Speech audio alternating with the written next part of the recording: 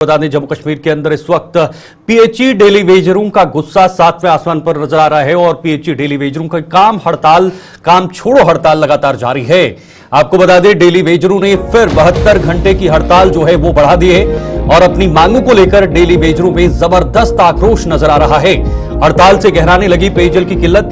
जाहिर सी बात है, एक तरफ जहां पीएचई के डेली वेजर्स अपनी मांगों को लेकर लगातार प्रदर्शन कर रहे हैं, एक बार फिर से काम छोड़ो जो हड़ताल है वो 72 घंटे के लिए बढ़ा दी गई है और इससे दूसरे पहलू में देखा जाए तो पानी की किल्लत भी बढ़ सकती है आने वाले समय में। पीएचई डेली वेजर जो आज ही नहीं बल्कि कई सालों से अपनी आवाज को आगे रख रहे हैं, सरकारों के सामने रख रहे हैं। हालांकि जम्मू कश्मीर के अंदर पिछले कुछ सालों में सरकार नहीं थी, जो एक पॉपुलर गवर्नमेंट होती है, जो लोगों से चुनी हुई सरकार होती है, वो 2017-18 के बाद जम्मू कश्मीर के अंदर नहीं थी।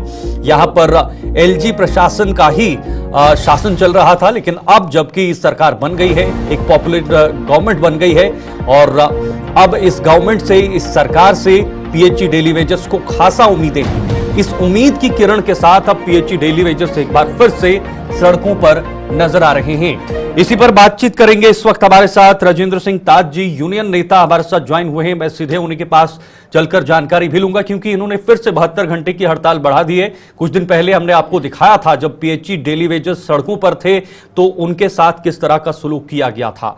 राजेंद्र जी, आपने फिर से इस हड़ताल को बढ़ा दिया है। पहले आपने 72 घंटे का काम छोड़ो हड़ताल की घोषणा की थी, लेकिन बात नहीं बनी, काम नहीं हुआ, इवन आपको किसी भी प्रकार का आश्वासन नहीं मिल पाया है।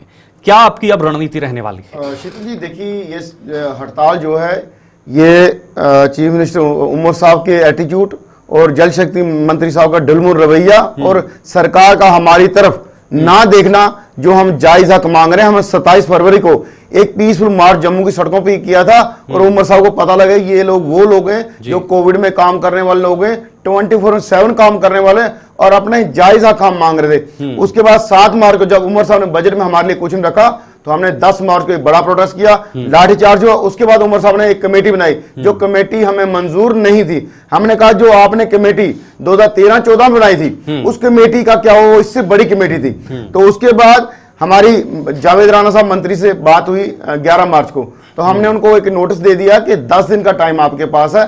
10 दिन में अगर आप हमारे जो मुद्दे हैं इनको हल नहीं करते, जिसमें सबसे बड़ा मुद्दा है SRO 64 का रेगुलाइजेशन, दूसरा मुद्दा है कि हमारा 72 से लेकर 85 महीने का 450 करोड़ की शक्ल में पेंडिंग। उसके अलावा अगर आप कमेटी के लिए टाइम मांगते हो तो लद्दाख यूटी का रेट हमें दे दो, हम 2-4 महीने वेट कर लेंगे। लेकिन सरकार की तरफ से कोई 10 दिन में सकारात्मक जवाब नहीं मिला, इसलिए हम 20 मार्च शाम 8 बजे से हम काम छोड़ हड़ताल पे चले गए। परसों भी हम पे लाठीचार्ज हुआ, कल भी हम पे लाठीचार्ज, 10-15 लोग हमारे घायल हुए और आज हमने इसको 72 घंटे एक्सटेंड इसलिए किया कि सरकार को लोगों की कोई फिक्र नहीं है। सरकार को अपने एमएलए की सैलरी हाइक करनी है, उनका सीडीएफ 4 करोड़ कर रहा है, उनकी गाड़ियां उनको नहीं ले देनी है। और उमर साहब ये कहते हैं मैं इसके लिए कोई इंतजाम कर रहा हूं उनकी सैलरी हाइक के लिए, लेकिन हमारी तरफ बिल्कुल आंखें उनकी बंद हैं। तो उनकी आंखें खुलाने के लिए बड़ा मारपीट करने वाले हैं। राजेंद्र जी, जब आप अपनी मांगे सरकार के सामने रखते हैं तो सरकार का एक ही जवाब हर बार होता है कि भाई हमारे पास अभी वो ताकतें नहीं है, वो शक्तियां नहीं है जिस पर हम डेली वेजरों का कोई समाधान निकाल पाए। उनके कहने का मतलब है कि भाई ये सरकार अभी जो है वो पूरी तरह से प्रदेश सरकार पर निर्भर नहीं है, केंद्र से इससे पैसा लेना पड़ेगा, फंड लेना पड़ेगा, सभी जो ताकतें हैं वो अभी एलजी के पास ही हैं। ये एक बड़ा एक्सक्यूज आपके सामने रखा जा रहा है, कैसे देख रहे हैं? शीतल जी, यही एक्सक्यूज एलजी प्रशासन रखता था कि जब हम पिछले 3 साल से लगातार प्रोटेस्ट में हैं तो एलजी प्रशासन ये कहता था कि आपकी जो डिमांड्स हैं वो इलेक्टेड गवर्नमेंट पूरी करेगी।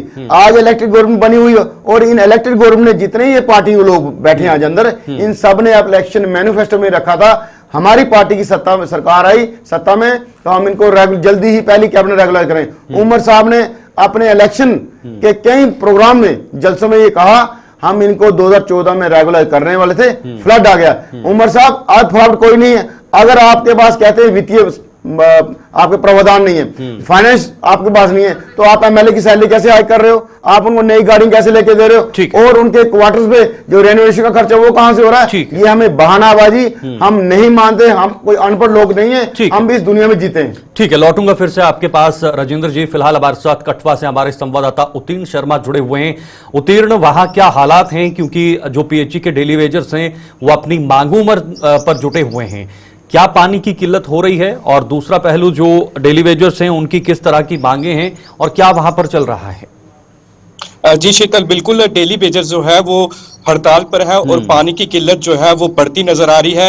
वैसे ही गर्मियां शुरू हो गई है और शहरवासियों को पानी की किल्लत का सामना करना पड़ता है, परंतु जब से डेली वेजर्स की जो है हड़ताल चल रही है, लोग परेशान है। लोगों का यही कहना है कि हमारी क्या गलती है, हमें पानी क्यों नहीं मुहैया करवाया जा रहा, क्योंकि डेली वेजर्स तो अपने सही मुद्दे पे बैठे हुए हैं। इसके साथ मैं डेली वेजर्स की एक बात भी करूंगा। डेली वेजर्स से हमारी जब बात हुई तो उनका यह भी कहना था कि जब भी सरकार बनती है तो हर एक सरकार ने अपने मैनिफेस्टो में ये बात जरूर रखी होती है कि हम डेली वेजर्स को पक्का करेंगे, पर जैसे ही सरकार बनती है तो सबसे पहले ये बात की जाती है कि कुछ डेली वेजर्स की एंट्री जो है वो बैकडोर से हुई है, और इसके साथ साथ ही इनकी गिनती कीजिए कौन पक्का करने के लायक है और कौन पक्का करने के लायक नहीं है। बिल्कुल, देखिए उत्तीर्ण जी ने एक बात कही कि कुछ लोगों का कहना है कि भाई बैकडोर एंट्रीज हुई हैं, या पिछले दरवाजे से प्रवेश हुए हैं, उन्हें जॉब मिली है, नौकरियां मिली हैं।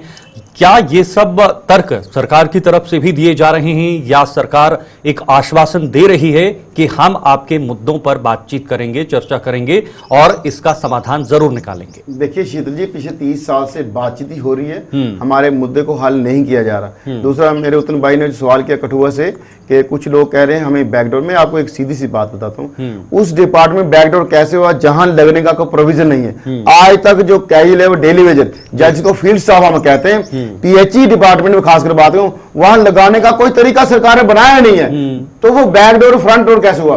उसके अलावा मैं ये कहूं, 2013-14 में श्यामला शर्मा जी जब मंत्री थे, उन्होंने तमाम चीफ इंजीनियर जो पीएचई के थे, जम्मू का चीफ इंजीनियर, कश्मीर का चीफ इंजीनियर, उसके साथ पीएचई में इरिगेशन डिपार्टमेंट आता है, आरटीआईसी आता है, टोटल 5 चीफ इंजीनियर लिख के दिया था, ये लोग हमने लगाए और ऑथेंटिकेट किए थे उमर सरकार की बनाई उस कमेटी ने, जिसके चेयरमैन राठौर साहब थे, उसमें 61,011 लोग ऑथेंटिकेट किए थे 47 डिपार्टमेंट के। तो आज ये उमर सरकार बहाना करे, एलजे सरकार बहाना करे, ये बैकडोर एंट्री का जो सवाल है ये बीजेपी ने चलाया था 2009-10 से लेके 14 तक कि ये लोग एनसी कांग्रेस ने लगाए, हमें कोई हल नहीं करेंगे। सरकार आखिर क्यों आपकी तरफ कदम नहीं बढ़ा पा रही है, इसमें अभी भी दिलचस्पी नहीं दिखा पा रही है? क्या वजहें हो सकती हैं? क्या कोई पॉलिटिकल प्रेशर है या राजनीतिक दबाव है या कुछ और दबाव नजर आ रहा है? देखिए, मैं आपको क्लियर कर बात करूं जी, इस मुद्दे को सब लोग पॉलिटिक्स कर रहे हैं, जितने ये लोग पार्टियां हैं, ये सभी पार्टियां 94 से लेके सत्ता में कभी ना कभी रही,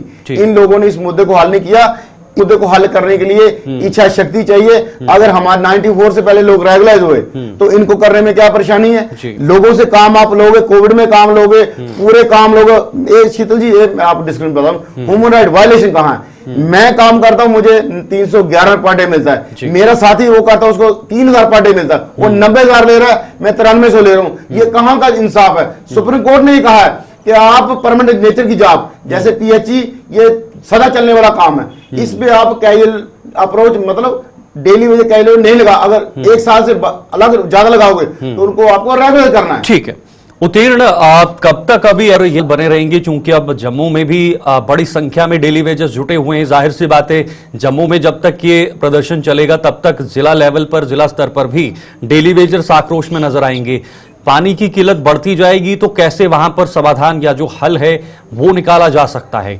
वहां का जिला प्रशासन क्या सोच रहा है?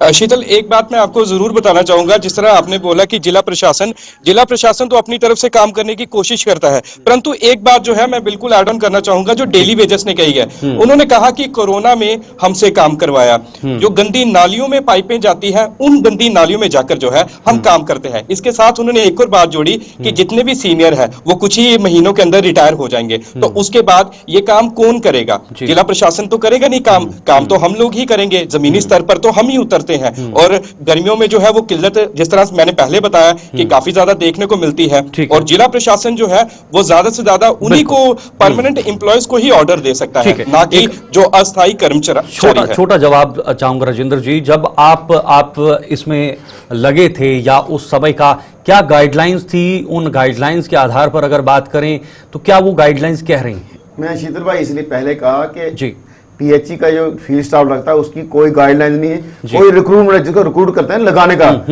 का कोई तरीका आज तक नहीं बना, ऐसे ही लगते हैं। उसके साथ मैं आपके चैनल के माध्यम से तमाम जम्मू प्रोविंस कैजुअल डिलीवरी को अपील करूंगा, कल मंडे को एक बार फिर हम जम्मू की सड़कों में सभी कैजुअल डिलीवरी जो जम्मू प्रोविंस के डिस्ट्रिक्ट सबको आपको 10:30 बजे कल जम्मू आना है, BC road old chief office, और उमर साहब को जगाना है, उमर साहब को जो नींद में सोए हुए। ओके ओके, बहुत बहुत शुक्रिया आपका राजेंद्र जी, आभार से जुड़ने के लिए। उत्तीर्ण जी आपका भी बहुत बहुत शुक्रिया, आपने जानकारी दी, वहां से उत्तीर्ण हमारे साथ सहयोगी बने हुए थे राजेंद्र जी, स्टूडियो से हमें जानकारी दे रहे थे। लेकिन बड़ी बात यह है कि सरकार इस पूरे मामले को संज्ञान में लेकर गंभीरता से इनका हल कब करेगी।